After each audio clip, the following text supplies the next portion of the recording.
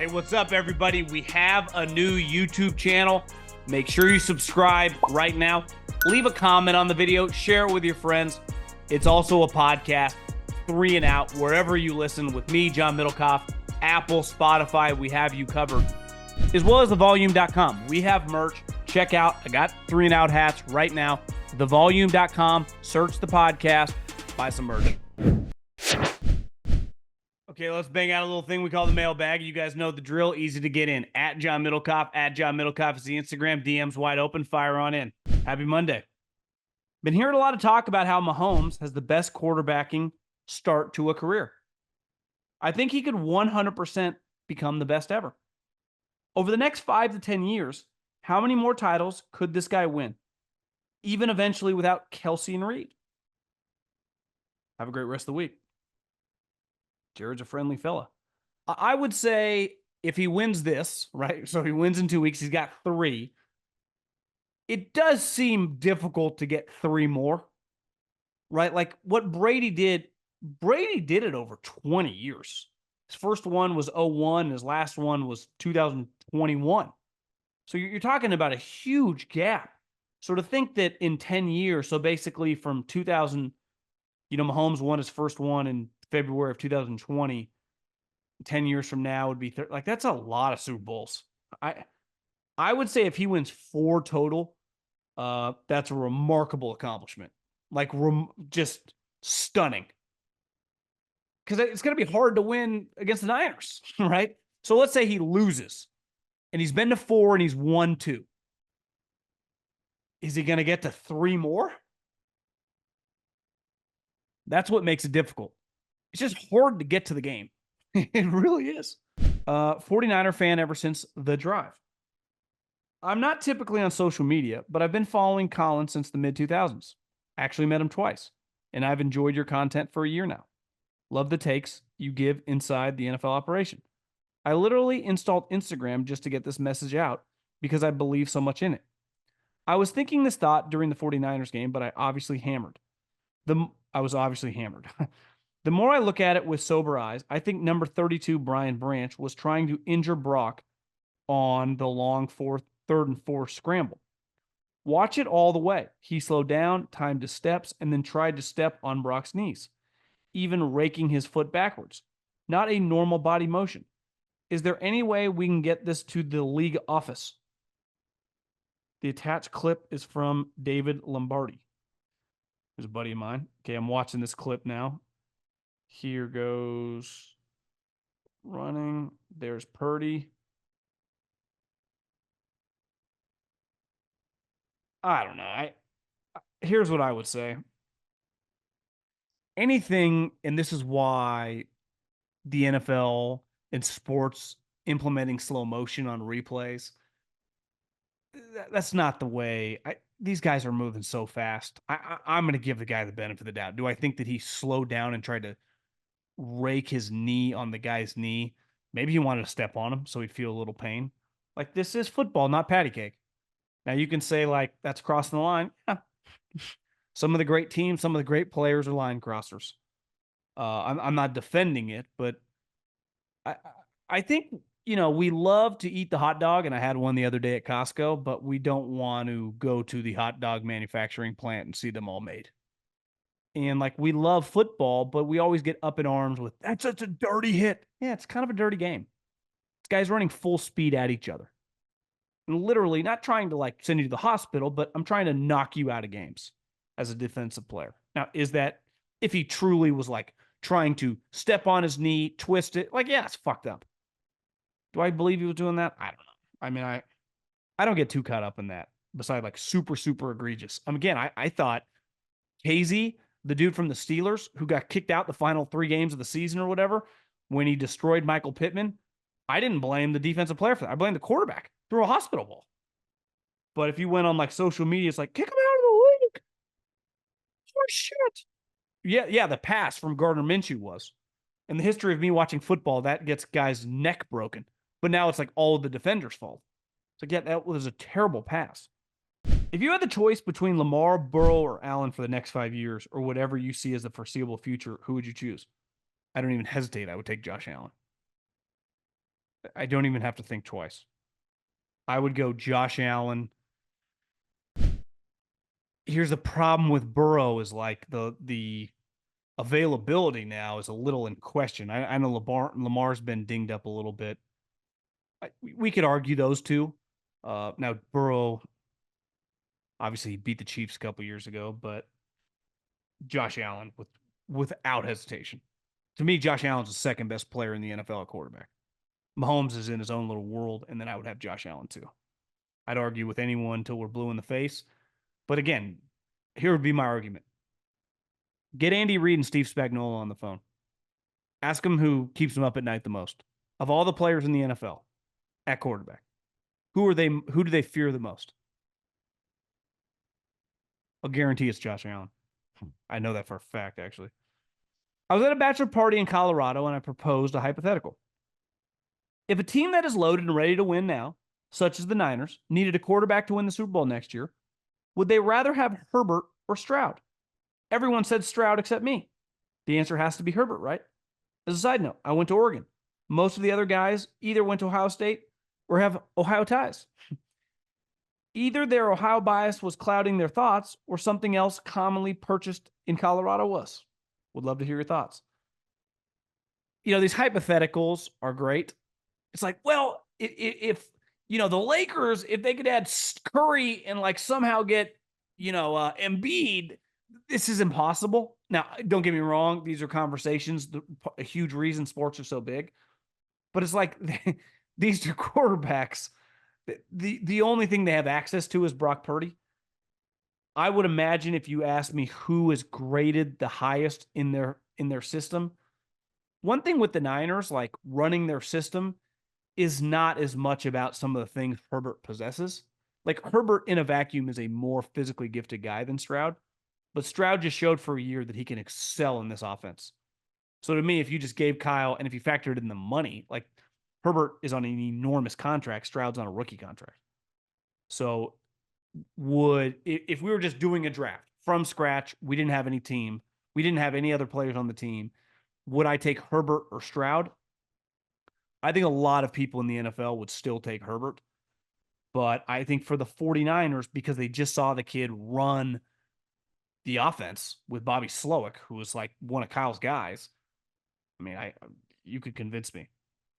Do you agree that Spags doesn't get the credit he deserves for being one of the all-time great coordinators? I know that overlooking a guy who has won 3 Super Bowls as a defensive coordinator across 2 franchises is hard to do. But I think the performance of Kansas City's defense on Sunday illuminated his greatness. I told Coward that if you factor in, like the best coordinators in the league right now are head coaches, right? Shanahan, Andy, McVay, D'Amico, like their value is really, really high because they coordinate the side of the ball and they're the head coach on good teams. But if you want a guy who's not the head coach and he calls the side of the ball and his head coach is on the other side of the ball, you could argue Spags is the best deal in the NFL. There might not be a close second. Because think about like Ben Johnson and Mike McDonald, who are obviously fucking studs. I mean, that game plan Ben Johnson had together, I thought Steve Wilkes might get relieved of his duties at halftime. And Mike McDonald, I don't think the Chiefs, how many first downs do they have in the second half? Like those guys are big time. But they're going to become head coaches. One guy's 39, the other guy's 36, 37. Whether it's this year or next year, like those guys are going to become a head coach. No one's ever going to hire Steve Spagnuolo. It's never going to happen. No one's doing it. Maybe it's his age. Maybe it's the last time he had a shot, it was really bad. You could give me 8 variables, and they probably all are valid part of the equation, but no one is ever hiring him. So his value as a defensive coordinator is, I don't know, it's immense to Andy. Think of the success they've had with him. And no one even interviews the guy. So Dave Tobe too. Like Andy has 2 coaches because they're older. If either guy was 43 years old, I think they'd interview 5 different places and Andy would lose them. Like he used to in Philadelphia. He used to lose these guys. He literally lost Spags once upon a time, who I think was a position coach. The Giants hired to be the defensive coordinator. They beat the Patriots, and then he becomes a head coach. DraftKings, the leader in fantasy sports, just dropped a brand new fantasy app, Pick 6. Pick Six is the newest way for you to get in on fantasy football action with DraftKings. Just pick between 2 and 6 NFL players and choose if they're going to have more or less of a stat. For example, will a player have more or less than 100 rushing yards, or will a player have more than 1 touchdown? Track your lineup and compete against others for a shot at huge cash prizes. Download the DraftKings Pick Six app now and sign up with code JOHN. That's code JOHN, John, only on DraftKings Pick Six. The crown is yours. I've been following the 49ers since 2016. I have a question regarding the Niners-Raiders rivalry. Was this ever a rivalry? The answer is no. It seems to me that especially Raiders are trying to keep this rivalry alive. They haven't won anything the last decade. The last time they beat the 49ers, they still had Oakland in their name, and they aren't in the same conference. The elephant in the room here is there's a complex in the Bay Area when you're from Oakland relative to San Francisco. And while the 49ers now play in essentially Palo Alto, Santa Clara, there's a jealousy because the Giants and the 49ers owned that market. They make dramatically more money. And when they're both good, one dramatically outrates the other.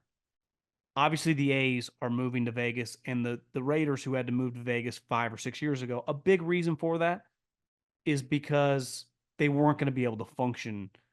They were never going to be an equal, right? And it's not like, obviously, Mets and Yankees have that, but the Mets are still massive, right? I think the Clippers are a good example, but the outweigh by fans is 500 to 1, Laker to Clipper fan or whatever.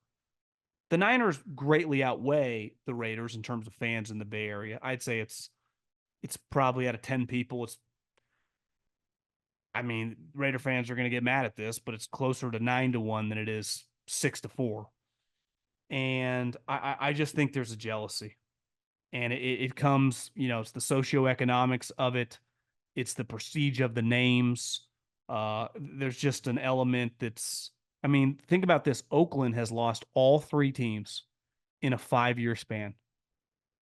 Think about that. The Raiders went to Vegas. The Oakland A's are going to Vegas too. And Joe Lacob bought the team basically because he knew he was going to immediately move them across the bridge to San Francisco. So there's the redheaded stepchild, little brother complex of we're never going to be good enough complex. And then, In-N-Out, one of the most successful businesses on the West Coast, literally just packed up shop. There's this chip on the shoulder. We're not good enough. And there's economic aspects to it as well, but it just gets down to the Niners are infinitely more popular. So there's a rivalry from a jealousy standpoint from the Raiders, but most 49er fans don't care about the Raiders. They really don't. If they're good, great. It's cool for you guys. If they're bad, they don't notice. This has to hurt Mark Davis in a weird way, who's financially having a lot of success moving the team. But the Kansas City Chiefs are practicing at the Raiders facility. It's not really a rivalry. I know the Raiders beat them this year, but it hasn't been a rivalry since Andy's been there. And the 49ers, who they have so much jealousy and envy toward, are playing them in that stadium. My guy, Josh Dubow, who is a sports guy for the AP News, he put out on Twitter that if Andy and Mahomes win in 2 weeks, that they will have the most wins of any coach quarterback in Allegiant Stadium. That includes Raiders coaches and quarterbacks. So this is going to be tough for Raiders fans, this Super Bowl. It's going to hurt deep. So yeah, absolutely no rivalry.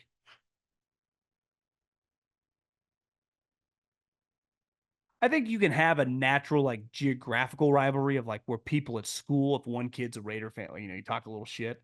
But I think that would naturally happen if I'm a Cowboy fan and you're a Niner fan. It's just nature, a legit rivalry. The Cowboys and Eagles are rivals.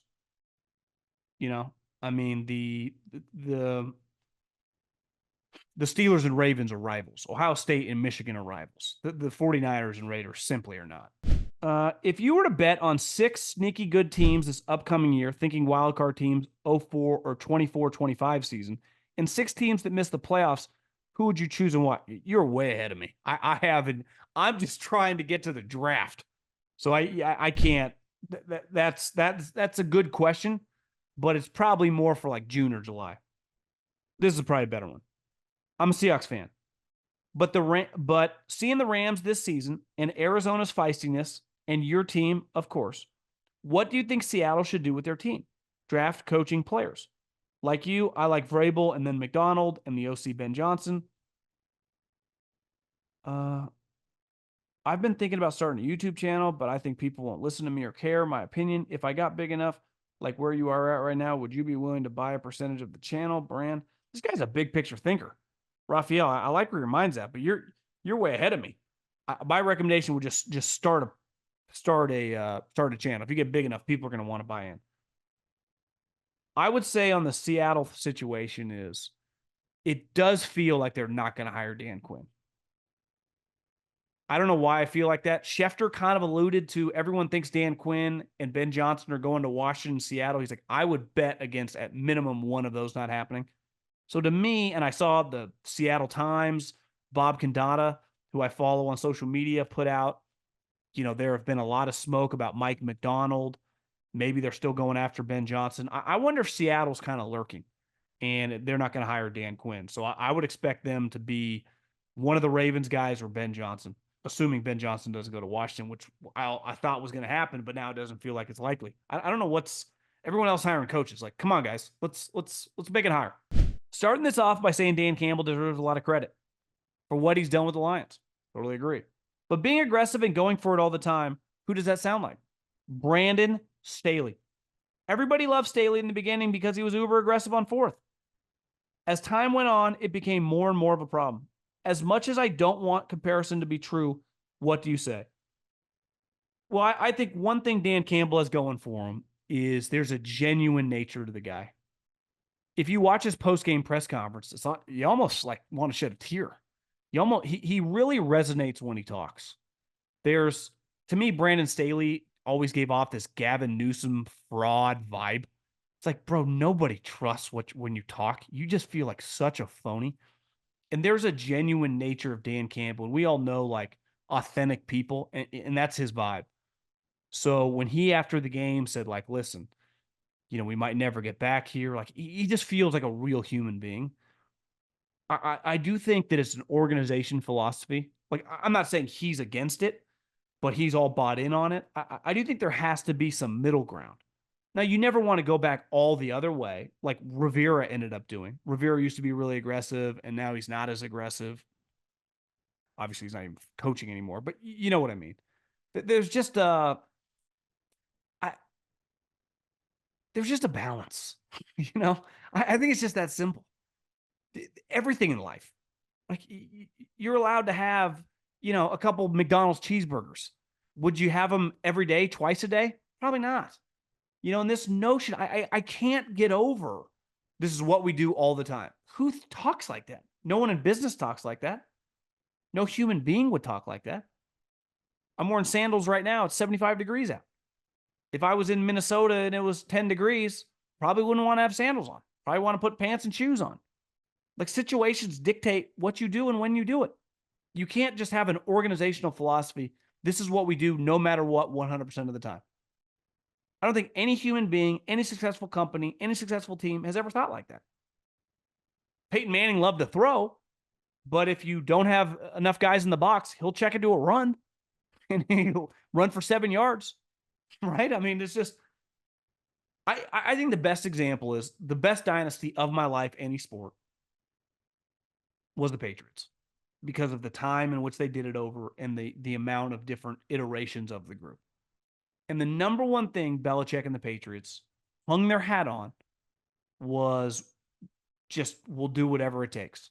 You have the number one passing defense and an awful rushing defense. We'll have 37 rush attempts this game. You're kind of balanced. We'll have to see what's working. And then as the game goes on, we'll commit to that. You struggle against pressure over the right tackle. That's where we're going to bring the heat from this game. I'll just do whatever it takes, right? I'm playing Peyton Manning and he's scoring. We got to be aggressive on fourth down, right? Because we can't stop him on defense. We're playing a team that we're up by 2 scores in the second half. Probably want to be a little more conservative, right? Play off them. Don't give up a big play. Kick the field goal. Go up 3 scores. Everything in life is situational. Even if you have a philosophical belief, I lean aggressive. I lean very aggressive in my life, in everything I do. But I'm not that way 24/7, 365. Like there is a time and a place to like, okay, this is a situation or this is a meeting or this is a week or financially, maybe I'm in a pinch. Like, okay, let's take a deep breath. Let's take a step back. And the other 90% of the time, doubling down, being aggressive, going after it. I just, this notion that like, this is what we do, I think it's so stupid. First, I have to say, anyways, this game, Lamar outgained Mahomes through the air and made several big-time throws no one is talking about. The TD pass, the huge completion to Zay with the taunt afterwards. He also doubled up all the Ravens rushing totals combined. The interception was clearly bad, but at that point, I felt like it was bound to happen. Todd Monken has been spamming panic passes since the first snap. I lost my train of since the first snap, with only 8 handoffs to running backs and 1 design run for Lamar. You could call better plays just using the Ask Madden feature from the video game.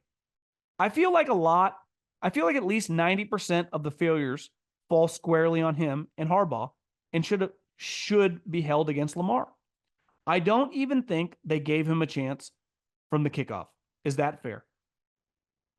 I don't view Lamar. I view Lamar that game as similar to some of like the Peyton Manning failures. It sucks and it's a kick in the dick, but it's not like going to define his career. His coaching staff was bad. And I think clearly we talk so much, and I said this the other night on the podcast, that we spend so much time in other sports, specifically basketball, about guys choking. And I totally understand it because you can sit there and watch a guy like this. This isn't some scheme. Like this guy is just kind of shit in the bed. In football, the coach does dictate a lot. And obviously an offensive coordinator is calling the plays. I can't fathom watching the game the previous week with Josh Allen constantly getting to the edges and not consistently doing that with Lamar. And what happened kind of early in the game? They ran that like quarterback power, and Lamar, guy that I had Lamar over 70 yards rushing, he actually had the angle to keep going another like 10, 15 yards. And he kind of like tried to juke and just kind of fell. But like that play worked. Like, why don't you rush? Listen, I think big picture to become some all-time great Super Bowl champion, there's a balance of running and passing. But in a one-game situation, when you have an elite skill and that team on the other side is proven to kind of struggle against that skill, running the quarterback, why don't you run the quarterback? It was like he was dropping him back like he was trying to prove, like, see, I've coached him up to be like John Elway. Dude, what are we trying to prove? We're just trying to beat the Chiefs. So, yeah, I'm in agreement. Not running Lamar was one of the worst game plans I've ever seen. And this is someone who just watches football. This is someone that had a lot of money on the Ravens. Part of the reason I bet on the Ravens was like, I just think that the Chiefs scored 17 points. I think the element of Mahomes to Lamar, though, was like Mahomes was never making that pick. That was not, it doesn't happen for him in the playoffs, whether he's up or down in the game. So this notion that it was always going to come, it can't come. In a game that's going to be decided by 15, 17, 19 points, you cannot throw that interception. Like, I'm sorry, a red zone pick in a playoff game that's tight against a championship operation is beyond devastating. So it's inexcusable. Even if it's a bad play call, the guy runs the wrong route, whatever the excuse, you cannot throw it into 3 people. I literally listen and watch every video. My question to you is, why is age an issue for NFL draft? Penix is 24 years old, and everybody is making a big deal about it like he's Chris Reinke was 28 years old when he was drafted. Brandon Weeden was also a player that got drafted, and he was old. Hope to hear from you soon. I think because you look at it like, if I hit on this guy, can I have him for 15 years? And if I get a guy that's 20, in 15 years, he's 35, like in the prime of his career, like Matt Stafford. You know, if I draft this guy in 10 years, he's already that age. So I think part of it's projecting big picture. I also think it's just not lazy. I just think it's kind of a natural talking point. Like, this guy's old, right? This guy's going to be 25 his rookie year, which isn't nothing. I think Lamar just turned 26. Juju Smith-Schuster has been in the league like 7 years. He's like 27 years old. So it does mean something, right? Athletically, you're kind of in your prime. It's probably a bigger deal at other positions. At quarterback, especially if you're not a huge runner, is it as big a deal? I do think there's some validity to it. I also think it speaks to you have a huge advantage at 24 years old from a maturity standpoint playing against people that are 19 years old. So if you're playing, and I could be wrong on this, but Penix is playing against, and I like Penix, but he's playing against Oregon. Let's say the average age on the Oregon defense, this could be wrong. Let's just use this for example, is 20 years old, right? And half of them have been a starter for less than 15 games. Well, this guy's got 6 years starting experience. It's like a huge advantage for him. So is it apples to apples? Now, sometimes 24-year-olds, Draymond Green was old when he was drafted. It's very big in the NBA. And sometimes guys, that are older go on to have great careers. Shane Battier. It's all dependent on the individual. So I think it's less probably about age and how you feel about the player. I'm from Chicago, and there is a Justin Fields cult that believes we should stay with him. I saw the Bears tweeted out a video that said quarterback 1, Justin Fields. I guess there's two ways to look at it. One, just supporting the guy that, laid on the line for their team. Two, playing mind games with the rest of the league. And three, maybe the social media guy's just bored. I don't know. I don't think it's necessary. Unless you're keeping him, then totally understand it. But if you are still going to trade him, I think it's pretty overblown. Like, they're just showing the league. They're cool with keeping him. Like, I think most of the league understands where you're going to end up in this situation. So putting out some minute highlight package on X and Instagram, I don't think is changing like the Atlanta Falcons from giving you a call, or the New England Patriots, or whoever is interested in Justin Fields. Was last night's game, Chiefs versus Ravens, proof of what you get with Caleb versus Lamar? Speaking only on the two quarterback ceilings, Caleb draws Mahomes comparisons and Justin Fields compares to Lamar. Yeah, I mean, Fields is so far away from being Lamar Jackson, it's fucking stupid. And comparing a guy in college that just went 7-5 and was kind of all over the map to one of the greatest NFL quarterbacks we've ever seen, I think has kind of jumped the shark. And I'm not blaming you. Everyone compares him to Mahomes. That's insane. It's like anytime a guy shoots threes and it's kind of short, now they're like, it could be the next Steph Curry. Yeah, probably not. I would doubt it. Is this guy next Tiger Woods? No chance. But it's the easy thing to do because it's fun to say. And if you're right, you look like a genius. The chances, Fields is never sniffing Lamar. Lamar Jackson won the MVP in a second year. The chances that Caleb Williams wins a playoff game in his first 3 years is probably slim to none. Mahomes has 14 playoff victories. The other thing is Caleb's about to go to Eberflus. Mahomes went to Andy. So I think it's more Fields isn't good enough. So you just hopefully that Caleb can become a top 10 quarterback. I think sometimes we get too aggressive, right? And I think this works in life too. Sometimes I'm all for goals and having big visions. I'm a big dreamer in general. But sometimes you got to be really realistic, right? Before you think about fucking getting your fourth house and your private jet, let's work on dreaming about your second home, right? Right. Let's just, if it's like, I want to be worth $1 billion. Well, how about you get to 5 million first and dream of that and then go on from there? And I think there's some natural of Justin Fields. Last year, people were like, could he be the MVP? It's like, are we sure he's going to start all season long? Caleb Williams, can he be Patrick Mahomes? Can Caleb just throw 25 NFL touchdowns first? Can he beat some good teams before we anoint him as the greatest thing since sliced bread? I'm guilty of this too. Like, I'm not acting like people are alone. Love the pod. But I do have pushback on the criticism. Lions were 17 of 22 on 4th and 3 or shorter this season. Badgley is 9 of 20 on 48 yards in his career.